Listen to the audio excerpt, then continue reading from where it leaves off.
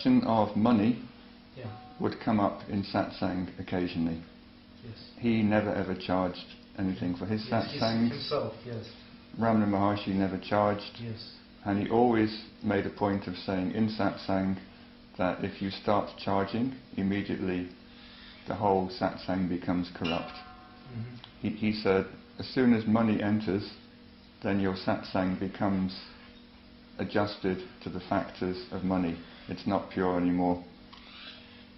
I somehow doubt that he would tell anyone to give satsang and charge money, because he was so opposed to this himself, and whenever he was asked in satsang, even the business of just leaving a donation, he'd say no. As soon as you become dependent on money, then some element of corruption comes in, and it's not pure satsang anymore. His own approach to his satsangs was that anyone could invite him to their country, their town. They would have to pay for his ticket, they would have to accommodate him while he was there. If any room or hall had to be rented, the person who did the inviting would have to pay those expenses. He would go there, he would sit, and no one would be asked to give money or to give a donation while he was there. Those were his conditions. I will come to your town, your country, I will give satsang, but if you want this to happen, you must pay all the expenses, and no one must ever be asked to pay to come and see me. However, he did draw a distinction between personal satsang, in which he would sit, or anybody would sit and give the teachings, and selling books of the teachings. I know this because when The Truth Is came out,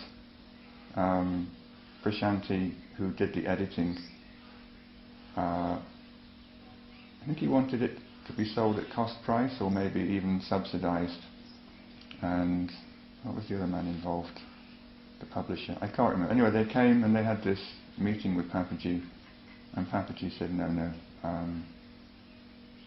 If you make a book, you have to pay a publisher. Bookstores have to take a commission. The commission is a certain percentage of whatever price is on the cover. You can't have a book and not charge money for it. A book is a piece of commercial property. A distributor, a bookseller has a slice of the pie, and you must have a cover price that covers everybody's costs, otherwise nobody will sell it and distribute it.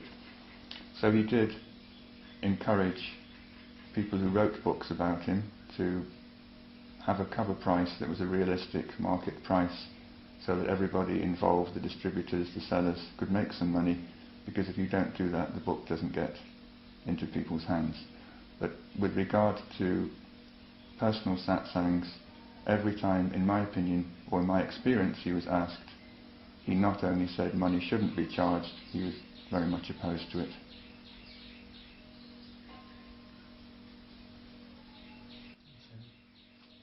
I can't say he did or didn't say this to this person charged. All I know is that I sat there for 4 years. This question came up fairly regularly, and on each occasion he always made a disparaging comment about people who charged money. The only, there's one, it's not really an exception, it's a slightly different case. We sat through 2 horrific Lucknow summers with him.